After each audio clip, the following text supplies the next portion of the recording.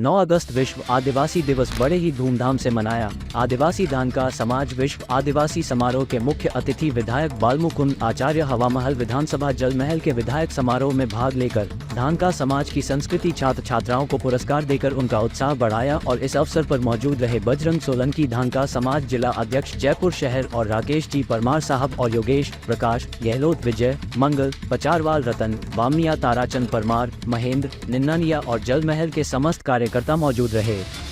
महाराज की आज विश्व आदिवासी दिवस इस अवसर पर सर्वप्रथम मंच पर उपस्थित सभी अतिथिगण और हम सब के अग्रज आदिवासी जननायक बिरसा मुंडा जी, स्वर्गीय श्री डालचंद जी आर्य और बाबा साहब अम्बेडकर साहब उनको नमन करते हुए मंच पर उपस्थित प्रदीप धानका जी, रोहित इंदौरिया जी, प्यारेलाल जी, ताराचंद जी लुगारिया जी, राकेश परमार जी, बजरंग जी सोलंकी और इस आयोजन में आप सब उपस्थित हवामहल विधानसभा में बाहर से अतिथि आए और हमारे हवामहल विधानसभा की ओर से आप सबका स्वागत है। ताली बजाकर का अभिनंदन करें।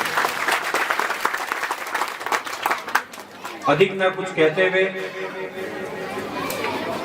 राजा रामचंद्र भगवान भी वनवासी आदिवासी थे और भगवान का देवताओं काम बिना वनवासियों के यहाँ नहीं चला। वनवासियों के खुद भगवान को रहने के लिए जाना पड़ा।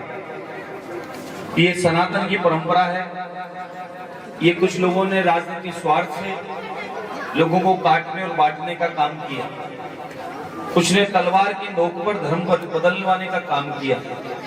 लेकिन ये सनातन की परंपरा है। कोई कितना ही बरगलाए, कोई कितना ही काटना बांटने का काम करे और 800 साल से करते आ रहे हैं, लेकिन उनकी चली नहीं। जो ये सब करने आए वो खुद ही यहाँ से निकल गए।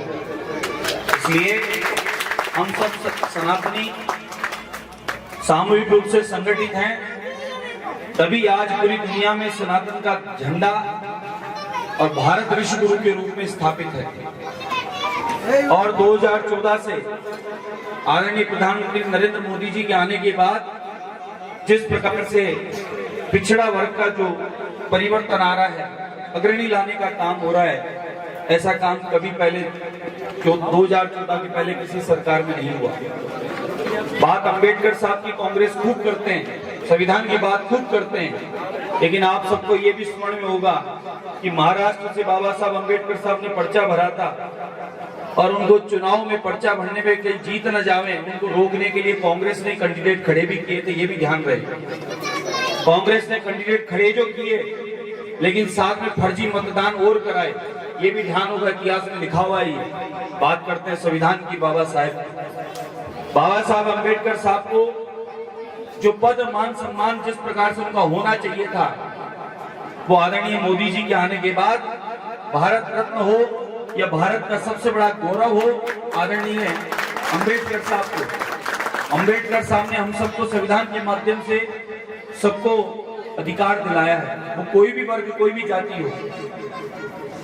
और बाबा साहब अंबेडकर साहब कई पदचिन्हों पर हमारे अनगिनत ऐसे पूर्वज हुए जिन्होंने पिछड़ा वर्ग को आगे लाने के लिए बहुत कुछ किया।